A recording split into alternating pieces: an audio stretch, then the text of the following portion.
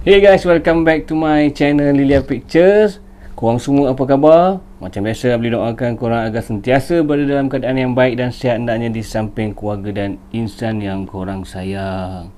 Pejam celik, Alhamdulillah subscriber Lilia Pictures dah menuju hampir sikit lagi nak mencecah 5,000 subscriber. Sebelum tu Abli nak ucapkan ribuan terima kasih kepada korang yang sudi subscribe, hadir menonton konten-konten di channel Lilia Pictures. Semoga Tuhan membalas segala jasa baik korang, InsyaAllah. Yang seperti Abli janjikan sebelum ni, cecah je 5K, Abli akan bagi giveaway untuk subscriber ataupun orang yang komen konten Abli masa Abli cecah 5K subscriber nanti, InsyaAllah.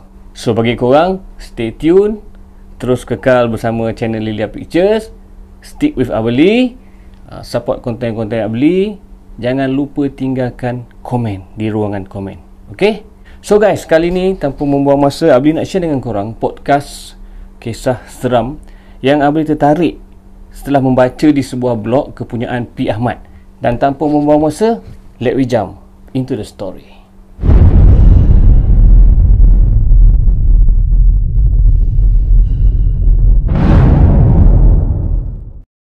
Jadi saudara P. Ahmad ni, dia berkongsi kisah ataupun pengalaman diri sendiri satu ketika dahulu, sebab dia ni bekerja sebagai seorang kontraktor yang dapat job kontrak menyelenggara ataupun membaik pulih bangunan. And then satu hari tu dia pernah dapat job menyelenggara bangunan shopping mall. So kisah dia bermula begini. Cerita seram yang aku ceritakan ini merupakan kisah seram sebenar yang telah dilalui oleh aku sendiri beberapa tahun yang lalu. Kejadian misteri yang berlaku ini telah terjadi di salah sebuah shopping mall yang terbesar di Bandar Sunway, iaitu Sunway Pyramid. Bangunan Sunway Pyramid ini telah beroperasi sejak tahun 1997. Lama Sunway Pyramid ni. Dan sekarang ni kalau korang tengok, dia dah tambah lagi besar. So dah jadi bandar Sunway City kan. Okay. Ia adalah sebuah shopping mall yang telah lama beroperasi di Malaysia.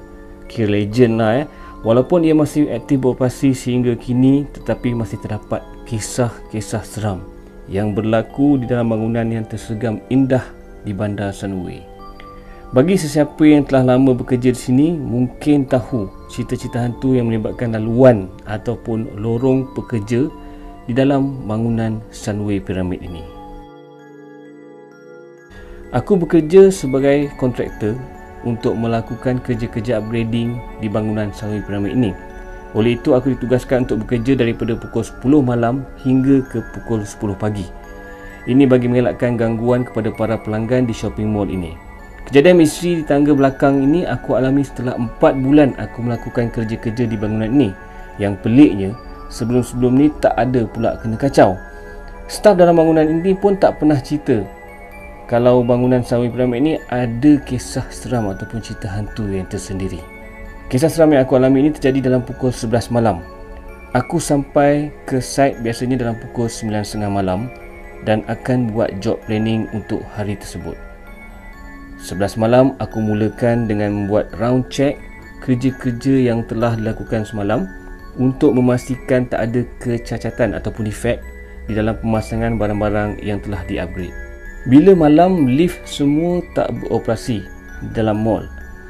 So, naik tingkat atas, aku menggunakan tangga belakang.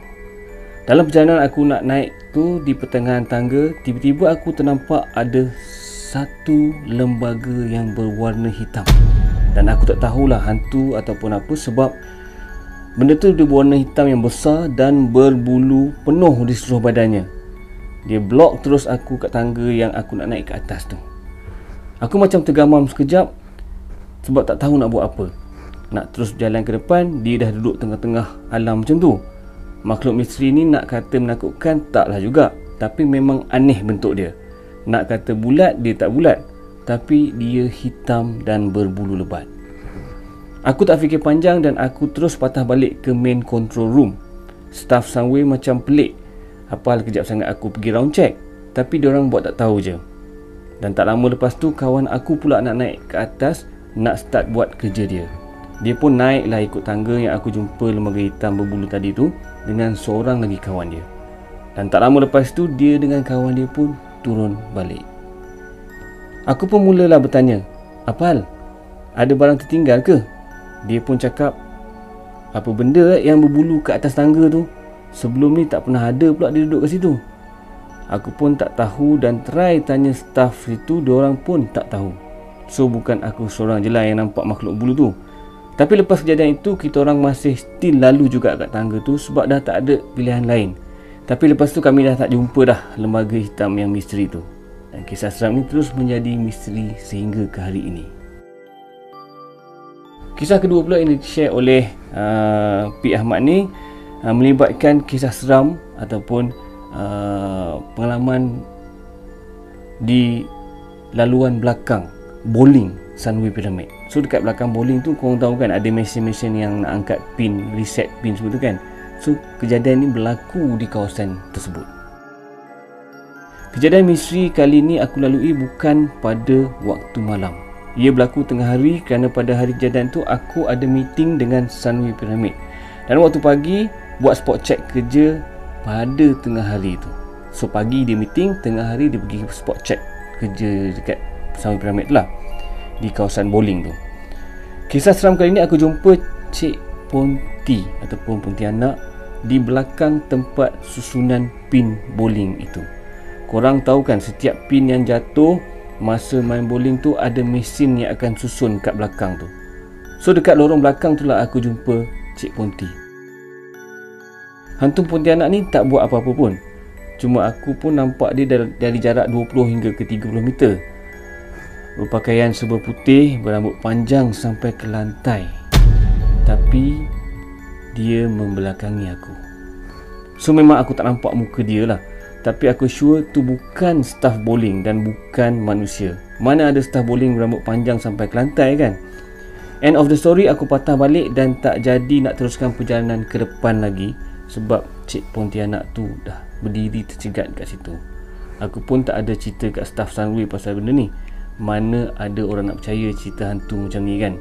So itu kisah kedua yang P. Ahmad lalui di bangunan Sunway Pyramid.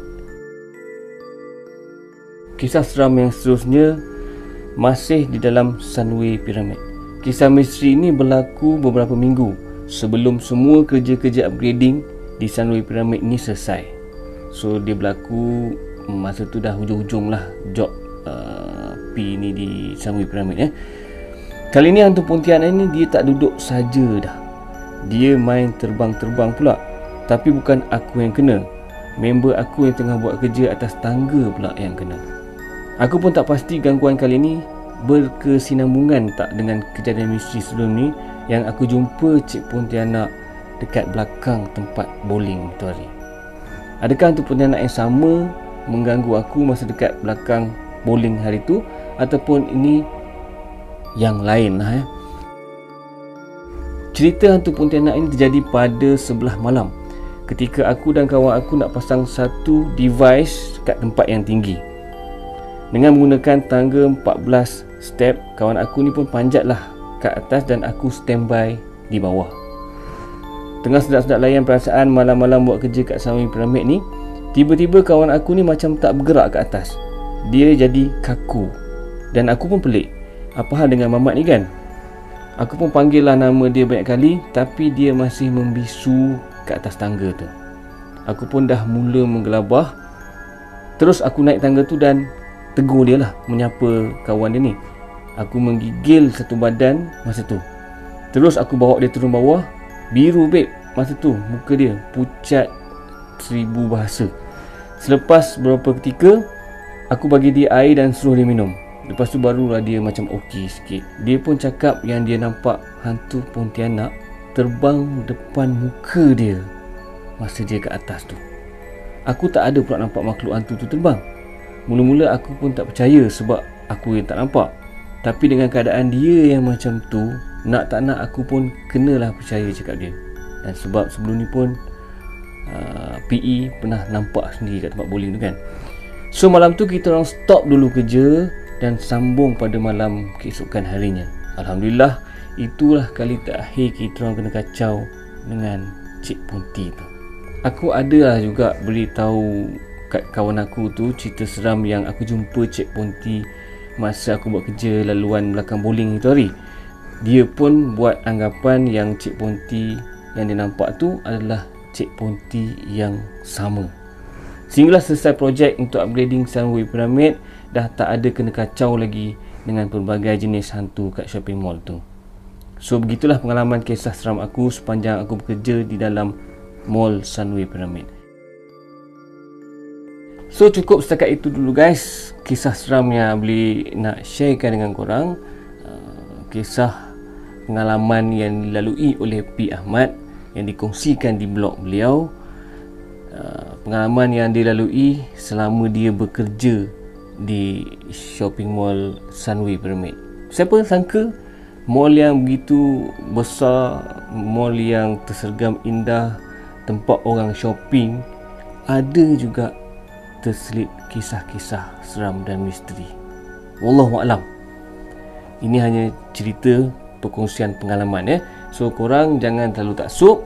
Apa-apa pun stay ceria, cheer up, layan je. Sampai sini dulu sehingga kita bertemu lagi dalam video-video seram yang akan datang. Salam sayang dari Lilia Pictures. Assalamualaikum. Bye-bye.